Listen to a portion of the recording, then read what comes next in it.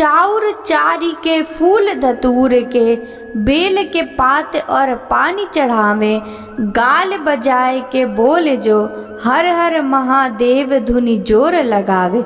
जय भोलेनाथ की सभी भक्तों को सादर प्रणाम। भक्तों, आप हमारे चैनल पर नियमित प्रातः 5:30 बजे शिव महापुराण की कथाएं श्रवण करते हैं।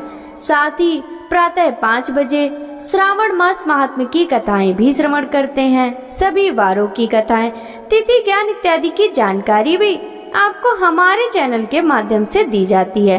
भक्तों, यदि अभी तक आपने चैनल को सब्सक्राइब नहीं किया है तो अवश्य ही कर लें। साथ ही बेल आइकन भी प्रेस कर लें, जिससे आने वाले हर नए वीडियो का नोटिफिकेशन आपको समय पर मिल सके। शिव महापुराण के कल के अध्याय में आपने श्री कृष्ण को पुत्र प्राप्ति, शिव गुणों का वर्णन, अष्टमूर्ति वर्णन, गौरी शंकर की विभूति, पशुपति ज्ञान योग, शिव तत्व वर्णन, शिव शक्ति वर्णन की कथा का रसपान किया था। भक्तों, आज के इस अध्याय में व्यास अवतार, शिव शिष्यों का वर्णन, शिव उपासना निरूपण, ब्राह्मण कर्म निरूपण, पंचाक्षर मंत्र की महिमा, कलिक नाशन मंत्र, व्रत ग्रहण करने का विधान की कथा का रसपान करेंगे। तो चलिए भक्तों, वीडियो शुरू करते हैं। श्री कृष्ण बोले, हे महर्षि, अब आप वेदों का सार सुनाइए। यह सुनकर उपमन्यु बोले, हे श्री कृष्ण, जब सर्वेश्वर शिव ने सृष्टि का निर्माण करने की इच्छा की, उस समय उन्होंने सर्वप्रथम ब्रह्मा जी को पैदा किया और उन्हें सृष्टि रचने का उपदेश दिया। ब्रह्मा जी ने वर्ण और आश्रम की व्यवस्था की, फिर यथार्थ सोम रचना की। सोम द्वारा स्वर्ग बना। तत्पश्चात सूर्य, पृथ्वी, अनल, यज्ञ, विष्णु और इंद्र आदि देवता हाथ जोड़कर उनकी स्तुति करने लगे। परमात्मा ने जब देवताओं के ज्ञान का हरण कर लिया था, तब सब देवता भगवान रुद्र से पूछने लगे कि आप कौन हैं। तब रुद्रदेव बोले, हे देवगण, मैं पुराण पुरुष त्रिकाल बाधित भूत भविष्य वर्तमान में रहने वाला हूँ। मैं ही सबका नियंता हूँ। यह कहकर रुद्रदेव अंतर्ध्यान हो गए। देवता आश्चर्यचकित होकर देखने लगे। फिर सोम मंत्र से आराध्य भगवान शिव और देवी पार्वती की वे स्तुति करने लगे। देवताओं की स्तुति सुनकर देवाधिदेव महादेव जी ने देवी पार्वती सहित उन्हें दर्शन दिए। तब अपने सामने पाकर देवता उन्हें प्रणाम करने लगे और बोले, हे स्वामी, हमें अपने पूजन का विधान सुनाइए। यह सुनकर भगवान शिव ने अपने चतुर्मुखी तेज रूप का दर्शन कराया। शिव जी का अद्भुत स्वरूप देखकर देवताओं ने शिव जी को सूर्य और देवी पार्वती को चंद्रमा मानकर अर्घ्य प्रदान किया। तब देवताओं को शिव तत्व का अमृतमय ज्ञान देकर शिव पार्वती अंतर ध्यान हो गए। श्री कृष्ण बोले, हे मुनिवर, मैंने सुना है कि देवादिदेव परमेश्वर शिव हर युग में लोक कल्याण के लिए अवतार लेते हैं। इन अवतारों में उन्होंने किसे अपना शिष्य बनाया, उनके विषय में बताइए। तब उपमन्यु बोले, श्री कृष्ण, श्वेत, सुदार, मदन, सुहोत्र, गंग, कलो, गाछी, महामायावी, जैगी, शव, दधिवाह, ऋषभ मुनि, उग्र, अत्रि, सुपालक, गौतमी, वेदशिरा मुनि, गोकर्ण, गुहावासी, शिखंडी, जटामाली, अट्टहास, दारुक, लांगुली, महाकाल, सूली, दंडी, मुंडीस, सहिष्णु, सोम शर्मा और नकुलीश्वर, ये 12 कल्प के इस 7वें मनवंतर में युग क्रम में 28 योगाचार प्रकट हुए। इनमें से प्रत्येक के शांत चित्त वाले 4 शिशु हुए, जो श्वेत से लेकर रूष पर्यंत बताए गए हैं। मैं उनका क्रम वर्णन करता हूँ, सुनो।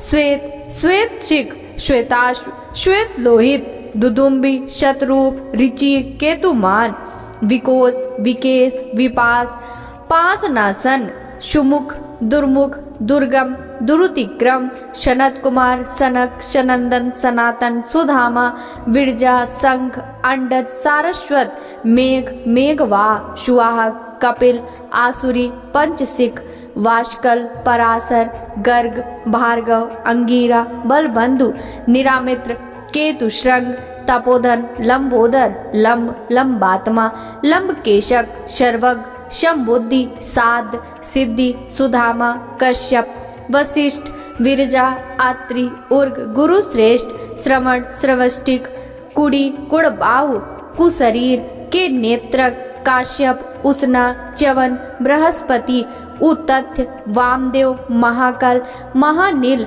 वात्स्रवा, शुवीर, श्यावक, यतिश्रव, हिरण्यनाभ, कौशल, लोकाची, कुथुमी, सुमंत, जैमिनी, कुबंध, कुशंकधर, प्लच, दर्याबड़ी, केतुमान, गौतम, भल्लवी, मधुपिंग, श्वेत केतु, उसिज, बृहत्स्वश, देवल, कवि, सालिहोत्र, सुवेश, युवनाश्व, शरद्वशु, छगल, कुंभकर्ण, कुंभ, प्रबाहुक, उलूक, विद्युत, संबुक, आश्वलायन, अच्छपाद, कड़ाद, उलूक, वत्स, कुशिक, गर्ग, मित्रक और रुष ये योगाचार्य रूपी महेश्वर के शिष्य हैं। इनकी संख्या 112 है। ये सबके सब सिद्ध पाशुपात हैं। इनका शरीर भस्म से विभूषित रहता है। ये संपूर्ण शास्त्रों के तत्वज्ञ, वेद और वेदांगों के पारंगत विद्वान, शिवाश्रम में अनुरुक्त, शिव ज्ञान परायण, सब प्रकार की आसक्तियों से मुक्त, एकमात्र भगवान शिव में ही मन को लगाए रखने वाले, संपूर्ण द्वंद्वों को सहने वाले, धीर, सर्वभूत हितकारी, सरल, कोमल, स्वस्थ, क्रोध शून्य और जितेंद्रीय होते हैं। रुद्राक्ष की माला ही इनका आभूषण है। उनके मस्तक त्रिपुंड से अंकित होते हैं। उनमें से कोई तो शिखा के रूप में ही जटा धारण करते हैं, किन्हीं के सारे केस ही जटा रूप होते हैं। कोई कोई ऐसे हैं जो जटा नहीं रखते और कितने ही सदा माथा मुड़ाए रहते हैं। वे प्राय फल फूल का आहार करते हैं, प्राणायाम साधन में तत्पर होते हैं। मैं शिव का हूँ इस अभिमान से युक्त होते हैं, सदा शिव के ही चिंतन में लगे रहते हैं। वे अपनी कठोर साधना से संसार रूपी विष वृक्ष के अंकुर को मत देते हैं। फलस्वरूप संसार बीज का ही नाश हो जाता है। इसे ही समस्त प्रकार के कर्मों का क्षय कहते हैं। ऐसे में स्थूल सूक्ष्म शरीरों के कारण हमारा शरीर भी विगलित हो जाता है। इसी को मुक्ति और मोक्ष कहते हैं। जो योगाचार इस स्थिति को प्राप्त हो जाते हैं वे सदा परम धाम में जाने के लिए कटिबद्ध होते हैं। जो योगाचार्यों सहित इन शिष्यों को जान मानकर सदा शिव की आराधना करता है वह शिव का सायुज्य प्राप्त कर लेता है। इसमें कोई अन्यथा विचार नहीं करना चाहिए। श्री कृष्ण बोले, हे महर्षि, भगवान शिव से देवी पार्वती ने क्या प्रश्न किया और शिव जी ने उसका क्या उत्तर दिया। तब उपमन्यु बोले, हे कृष्ण जी, एक दिन पार्वती जी ने भगवान शिव से पूछा, हे स्वामी, आप प्राणी जन पर किस प्रकार प्रसन्न होते हैं। तब शिव जी बोले, हे प्रिय, मुझे प्रसन्न करने का एकमात्र साधन श्रद्धा भक्ति है। मैं कर्म, जप, यज्ञ और समाधि से इतना प्रसन्न नहीं होता जितना भक्तिपूर्ण आराधना से। जिस भक्त के मन में श्रद्धा हो वह मेरा दर्शन, स्पर्श, पूजन व मेरे साथ वार्तालाप भी कर लेता है। अतः मुझे जो अपने वश में करना चाहे उसे पहले मेरे प्रति श्रद्धा करनी चाहिए। श्रद्धा ही स्वधर्म का हेतु है और वही इस लोक में सभी वर्णों की रक्षा करता है। जो अपने वर्णाश्रम के धर्मों का पालन करता है उसी को मुझ में श्रद्धा होती है, दूसरों को नहीं। धर्म के मार्ग का अनुसरण करके विद्वज्जन की श्रद्धा भावना बढ़ती है। वे जीव जो एकाग्रचित होकर मेरा ध्यान करते हैं मेरी भक्ति को प्राप्त होते हैं। वर्ण आश्रम पर चलने वाले जीव मोह, माया और पापों से छूटकर शिवलोक को प्राप्त कर लेते हैं। उनकी आत्मा का उद्धार हो जाता है। सनातन धर्म के ज्ञान, क्रिया, चर्चा और योग नामक 4 पद हैं। भक्ति पूर्वक साधना ज्ञान कहलाती है। 6 मार्गों से किए गए शुद्धि विधान को क्रिया कहते हैं। वर्णाश्रम युक्ति विधि से पूजन अर्चन को चर्या कहा जाता है। मेरी भक्ति में अपने हृदय को लगाकर अन्य वृत्तियों का निरोध करना योग कहलाता है। निर्मल हृदय से भक्ति पूर्वक ध्यान करने से 100 अश्वमेध यज्ञ का फल मिलता है। अपनी इंद्रियों को वश में करने वाले विरक्त पुरुषों को ही ज्ञान और मुक्ति प्राप्त होती है। तप, कर्म, जप, ध्यान और ज्ञान ये मेरे भजन के 5 प्रकार हैं। पूर्व वासना वश, बाह्य अवस्था, अभ्यंतर जिस पूजन में मन का अनुराग हो उसी में दृढ़ निष्ठा रखनी चाहिए। बाहरी शुद्धि को शुद्धि नहीं समझना चाहिए। आंतरिक शुद्धि से ही आत्मशोधन होता है। भजन बाह्य हो या आंतरिक, दोनों में ही भाव होना चाहिए।